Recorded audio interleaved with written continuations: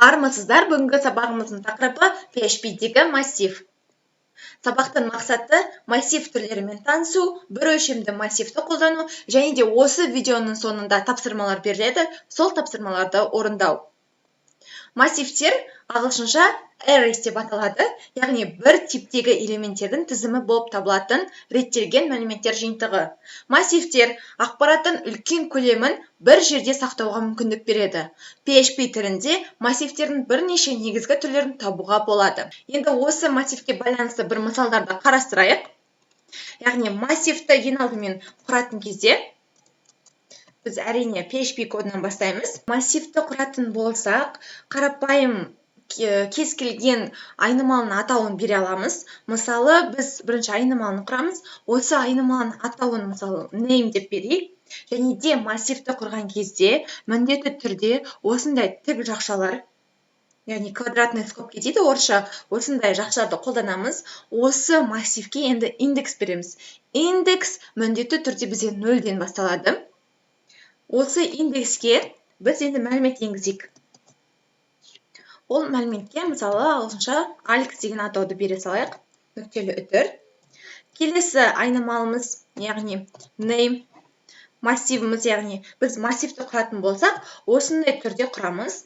Осы массивке тағы да бір атау берейік. Ол атау енді ағылшынша болсын, Jeff-тик, нүктелі үтір. Келесі массив. Бұл жерде 0, 1, 2 деп массивтерді береміз. Индекс 0-ден басталғандықтан негізінде 3 элементті енгізіп жатырмыз. Және де соңғы адамның атауы Harvey деп көрейік. Нүктелі үтір. Осы массивтерді енді экранға шығарайық. Осы массивтердің ішінен бір массивті экранға шығару үшін each сөзін қолданамыз. Және де осы жерде бізге қажетті массив элементті арқылы экранға шығарамыз.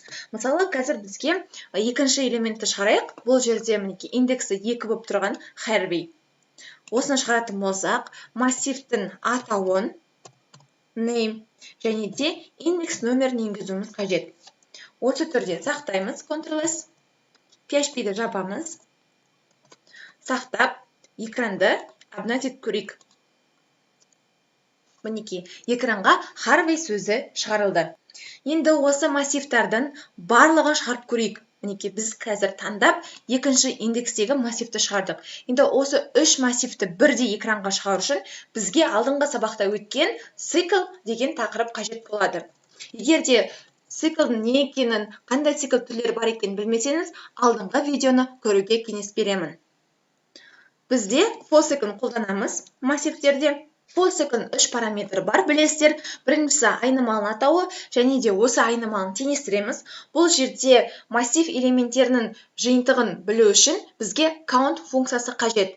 Count функциясы массивта қолданылады.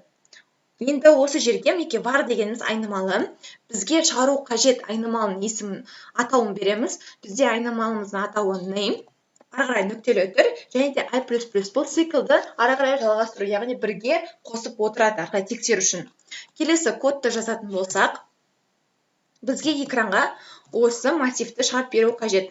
Яғни массивтің атауы name, және де барлық массив түрлерін шығару үшін бізге массивтің айнымалысының атауын жазамыз, яғни I0. Мінекей, I-ды 0-ге теңестірдік. Ары қарай осы бізге қажетті функцияны қолдандық. Count функциясы массив элементтердің жиынтығын экранға шығарады. Бізге енді экранға шығару қажет осы массив элементтердің барлығын экранға шығару үшін Ctrl+S батырмасын басамыз. Енді экранда обновить көрейік. Сол кезде мінекей Alex, Jeff, Harvey барлық массив элементтерін біздің экранға шығарып берді. Ары қарай бұл массивтерде біз мінекей мәтін сақтай аламыз, сан сақтай аламыз. Немесе true, false деген логикалық операторды сақтай аламыз. Бұл сіздерге жалпы түсінікті болу үшін мен жеке-жеке жазып көрсеттім.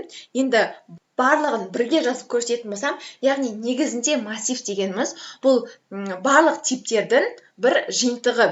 Яғни массивті біз мәліметтер қоры ретінде қарауымызға болады. Тағы да бір мысал қарастырайық. Енді массивтің атауын өзінің атауына ұқсас array деп атайын. Айнымалының атауын ары қарай массив құратын болсақ, міндетті түрде array сөзі жазылады. Және де массивтің жиынтығын көрсетейік. бұл жерде бізде осындай жақшаны қолдана аламыз. Осы мәліметтер, осы массивтің ішіне мәліметтерді енгізейік. Бұл бізде болсын 12 мысалы. Ары қарай -3,125 дейік. Яғни float типі. Келесі бізде мәтіндік тип болсын, string, үтір. Және де false деген сөзді енгізейік. Яғни логикалық оператор true, false, ақиқат, жалған деген операторларды енгізейік. Енді осы барлық массивтің ішінен бізге бір элементті шығару қажет. Бұл жерде қайталап айтамын, индекс 0-ден басталады. 0, 1, 2, 3. 3,125 деген санды шығару үшін біз әрине echo сөзін қолданамыз. Және де осы сөздің ішінде айнымалымыздың атауы array. Айнымалдан біз енді массивті шығару үшін 1 деген элементті жазамыз. Яғни 0 дегеніміз 12, 1 дегеніміз -3,125. Осы санды экранға шығару үшін біз 1 деген элементті, яғни индексациясы арқылы жазуымыз қажет. Санын өзін емес, индекс арқылы шақырып жазамыз. Сақтап, экранды обновить етіп көрейік. Мінекей, -3,125.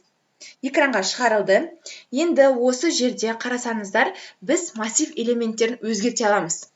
Осы жерден өшіріп өзгертсем болады. Ал егер де сіздер программа жазып жатқан кезінде, мысалы, программаның басында жазып қойдыңыздар мәліметтер типтерін, элементтерін енгізіп, енді осы элементтерден, яғни осы элементтен біз өшіріп жатпай, өзіміз кодты ары қарай жалғастырып өзгерте аламыз.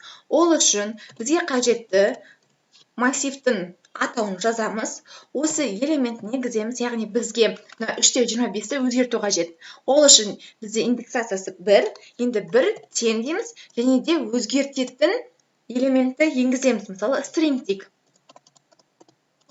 String де бұл жерге енгіземіз. Ары қарай осындағы мінекей string деген типті енді 4,125-ке өзгерткім келеді. Ол үшін тағы да array массив атауы.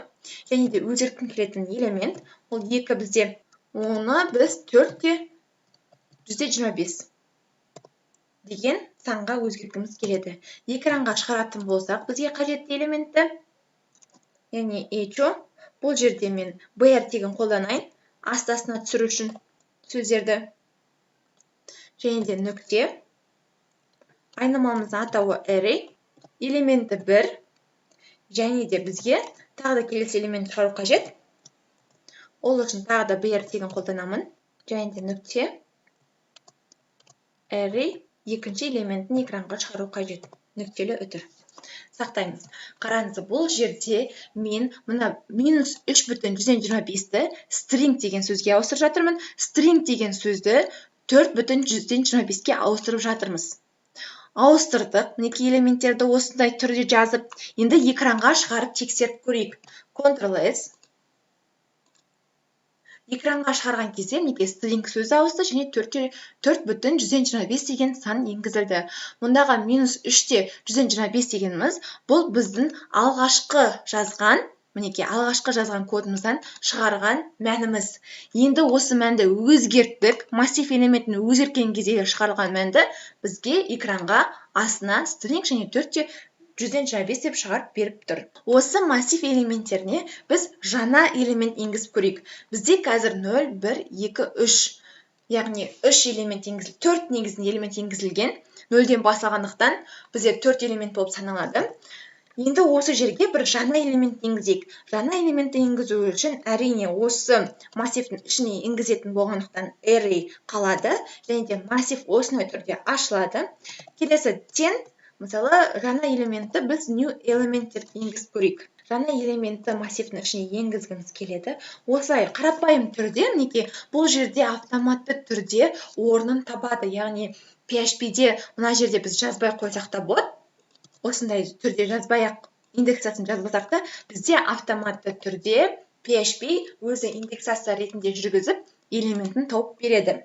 Енді осы жаңа элементті енгізген түрінде экранға шығарып көрсетсін. Және де осы br деген қасына біздің array атты массивімізді шығарсын. Енді элементі бұл жерде бізде 4 болады. Сақтаймыз. Экранды ашып көретін болсақ, обновить етіп new element деп экранға енгізілді. Яғни қараңыздар, бұл жерде біздегі массив, жаңа элемент осы массивтің ішіне енгізіледі автоматты түрде. Енгізетін болсақ, біз массивті ашамыз, ешқандай индексін осы жерде көрсетпейміз, new element деп жазамыз. Ары қарай элемент енгізілгенін көру үшін әрине массивтің атауы және индекс нөмірін өзіміз санап берсек болады. Енді осы элементтерді енгіздік. Ары қарай осы элементтерді біз жеке-жеке емес, барлығын бірдей шығару үшін алдыңғы мысалдағыдай for second қолданамыз. For second ішіне міндетті түрде count деген функцияны қолданамыз. Яғни бұл массивте қолданылатын count функциясы. Массивінің атауы array. Ары қарай оны бірге көбейтіп отырады. Және де осында кодын жазып өтейік. Экранға бізге шығарып берсін массив элементі. Айнымалысы 10 дейміз. Және де осында нүкте массив array. Және де бізге барлық массивті шығару үшін біз осы элементін жазамыз. Келесі нүкте per деген қолданамыз. Және де бізге түсінікті болу үшін мен осы жерге hr деген текті қолданайын. Сызықсыз береді. Яғни түсінікті болу үшін Ctrl-S. Обновить етіп көрейік. Мінекей. New элементінен сызық hr тег арқылы енді массив элементі 0, 12-ке тең, массив элементі біріміз string, массив элементі 2, 4-те 125, және массив элементі 3 пустой болып тұр. Яғни бос орын. Бұл дегеніміз, біз мұнда false деген мәнді берген болатынбыз. Енді осы жерге true деп беретін болсақ, яғни ақиқат бізде 1 деп есептеледі, ал false экранға 0 болып шығады. Сақтап, обновить ететін болсақ, мінекей 1 деген санды шығарды, және массив элементі 4 new элемент енгізілді. Мінекей бүгін біз осы сабақта массивті қалай ашуды үйрендік. Мінекей массивті біз осындай түрде ашамыз. Яғни экранға шығаратын болсақ, массив элементі индекс арқылы енгізіледі, экранға шығарылады.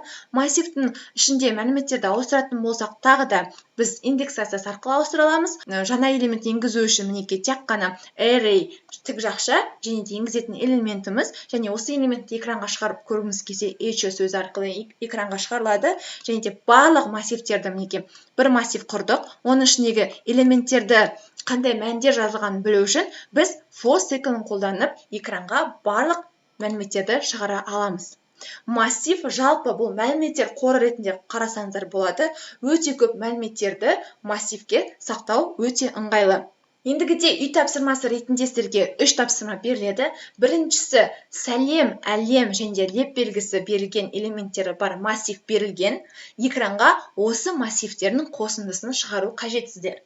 Екінші есеп, берілген массивте сәлем, әлем және леп белгісі бар. Осы массивтің бірінші элементіне, яғни 0 нөмір бар элементке көріскенше деген сөзді жазыңыз. Яғни сәлем сөзінің орнына көріскенше деген сөзбен ауыстыруыңыз қажет. Қайталап өтейін, массив элементі 0 атты индекстен басталады. Үшіншісі, сәл өзгеше мәселені шешейік. Сәлем, әлем және леп белгісі бар элементтері бар массив берілген. Осы массивтегі текст айнымалысына сәлем, әлем және леп белгі деген айнымалының мазмұнын ішіне енгізіп, экранға шығаруыңыз қажет. Яғни, сіздерге бүгінгі сабақ түсінікті болды деп ойлаймын. Үй тапсырмасын орындап, комментарий астына қалдырыңыздар.